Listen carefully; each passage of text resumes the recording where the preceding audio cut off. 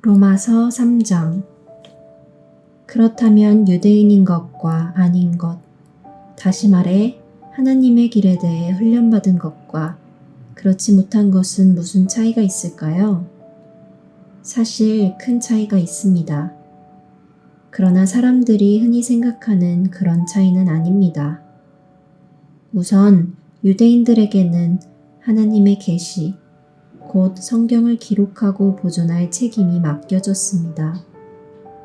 그 과정에서 유대인들 중 일부가 자신의 임무를 저버렸던 것은 사실이지만 하나님은 그들을 저버리지 않으셨습니다. 여러분은 그들이 신실하지 못했다고 해서 하나님도 신실하기를 포기하실 수 있다고 생각합니까? 결코 그럴 수 없습니다. 세상이 다 거짓말을 일삼을 때에도 하나님은 끝까지 당신이 하신 약속을 지키시는 분입니다. 이 말은 틀림없습니다. 성경도 그렇게 말합니다. 주님의 말씀은 변함이 없고 참되십니다. 거부를 당해도 주님은 흔들리시지 않습니다. 그런데 이런 질문이 나올 수 있습니다. 우리의 악한 행위가 오히려 하나님의 의로운 행위를 분명히 드러내고 확증한다면 그 일로 우리는 오히려 칭찬받아야 하는 것 아닌가? 우리의 악한 말이 그분의 선한 말씀에 흠집 하나 내지 못한다면 하나님께서 우리를 다그쳐 우리 말에 책임을 묻는 것은 잘못된 것이 아닌가? 그 질문에 대한 대답은 아니다입니다. 결코 그렇지 않습니다. 생각해 보십시오. 하나님께서 바르지 않은 일을 하신다면 어떻게 그분께서 세상을 바로 세우실 수 있겠습니까? 그저 신사가 뒤틀려서 이렇게 말할 수도 있습니다. 나의 거짓됨이 하나님의 참되심을 더욱 영광스럽게 드러내준다면 왜 내가 비난을 받아야 하는가? 하나님한테 좋은 일을 하는 것인데. 실제로 어떤 이들은 우리가 그렇게 말한다고 말을 퍼뜨리기도 합니다. 그들은 우리가 악을 더 많이 행할수록 하나님은 선을 더 많이 행하시니 악을 더 많이 행하자고 말하며 다닌다고 주장합니다. 이는 순전히 중상모략인 것을 여러분도 잘 아시리라 믿습니다. 그렇다면 우리의 처지는 어떻습니까? 우리 유대인들이 다른 이들보다 더 운이 좋은 것일까요? 사실 그렇지 않습니다. 기본적으로 우리는 유대인이든 이방인이든 모두 똑같은 조건에서 출발합니다. 다시 말해 우리는 다 죄인으로 출발합니다. 이 점에 대해 성경은 더할 나위 없이 분명합니다. 바르게 사는 자 아무도 없다. 단 한 사람도 없다. 사리 분별하는 자 아무도 없고 하나님께 끼어있는 자 아무도 없다.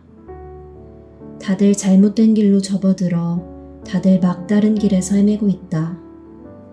바르게 사는 자 아무도 없다. 그런 사람 단 한 사람이라도 나는 찾을 수 없다.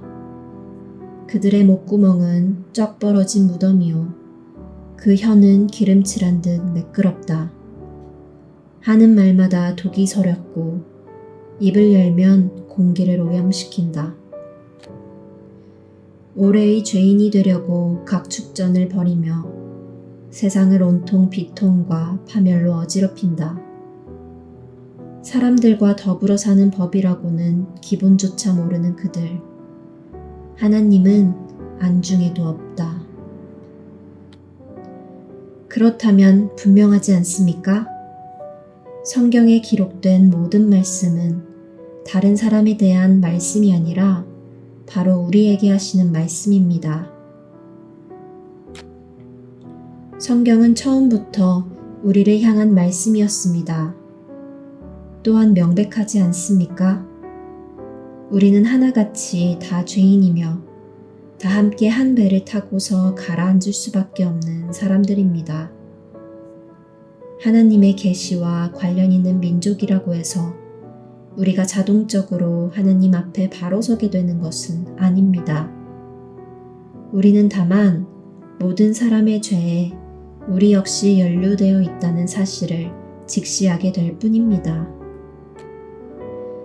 그런데 우리 시대에 와서 새로운 것이 더해졌습니다. 모세와 예언자들이 그들 시대에 증언했던 일이 실제로 일어난 것입니다. 그들이 증언한 하나님이 바로 세워주시는 일이 이제 우리에게는 예수께서 바로 세워주시는 일로 나타났습니다. 이는 우리만을 위한 것이 아니라 그분을 믿는 모든 사람을 위한 것입니다. 이 점에서 우리와 그들 사이에 아무런 차이가 없습니다. 우리나 그들이나 다 죄인으로 오랫동안 비참한 전과를 쌓아왔고 하나님께서 뜻하시는 그 영광스러운 삶을 살아낼 능력이 전혀 없다는 것도 입증되었습니다. 그래서 하나님께서 친히 우리를 위해 일해 주셨습니다. 순전히 은혜로 그분은 우리를 그분 앞에 바로 세워주셨습니다. 이는 전적으로 그분의 선물입니다. 그분은 우리를 진창에서 건져주셨고 우리가 있기를 늘 원하셨던 자리로 우리를 되돌려 주셨습니다. 바로 예수 그리스도를 통해 그 일을 하셨습니다. 하나님은 세상의 제단 위에 예수님을 희생제물로 삼으셔서 세상으로 하여금 죄를 면하게 해주셨습니다. 그분께 믿음을 둘 때 우리는 죄를 면하게 됩니다. 하나님은 이 일, 곧 예수의 희생을 통해 세상으로 하여금 그분 앞에서 죄를 면하게 해주신 이 일을 만천하에 드러내셨습니다. 하나님은 그동안 오래 참으신 죄들을 마침내 이렇게 처리해 주신 것입니다. 이는 분명히 드러난 일일 뿐 아니라 또한 지금 일어나고 있는 일입니다. 이것은 현재 진행 중인 역사입니다. 하나님은 모든 것을 바로 세워주고 계십니다. 또한 우리로 하여금 바로 세워주시는 그분의 의로우심 안에서 살 수 있게 해주십니다. 그렇다면 우리 교만한 유대인들의 옥신각신하는 주장들은 어떻게 되는 것입니까? 무효가 되는 것입니까? 그렇습니다. 무효가 되었습니다. 우리가 알게 된 것은 이것입니다. 우리가 행하는 일에 하나님이 응답하시는 것이 아니라 사실은 하나님이 행하시는 일에 우리가 응답하는 것입니다. 마침내 우리는 이 사실을 깨닫습니다. 우리의 삶이 하나님과 또 다른 모든 사람들과 발맞춰 나가려면 우리가 그분의 발걸음을 따라가야 하지 거만하고 초조한 마음으로 우리가 행진을 이끌려고 해서는 안 됩니다. 그렇다면 하나님에 대해 독점권을 가졌다고 하는 우리 유대인들의 교만한 주장은 또 어떻게 되는 것입니까? 이 또한 무효가 되었습니다. 하나님은 유대인들의 하나님일 뿐 아니라 또한 이방인들의 하나님이기도 합니다. 하나님은 오직 한 분이신데 어찌 그렇지 않을 수 있겠습니까? 하나님은 당신이 하시는 일을 기꺼이 받아들이고 그 속으로 뛰어드는 사람이면 누구나 다 그분 앞에 바로 세워주십니다. 우리 종교의 제도를 따르는 이들뿐 아니라 우리 종교에 대해 들어본 적 없는 이들도 마찬가지입니다. 그런데 우리가 초점을 우리가 행하는 일에서 하나님이 행하시는 일로 옮긴다는 것은 하나님의 규례와 법도를 신중히 따르던 삶을 취소한다는 말일까요?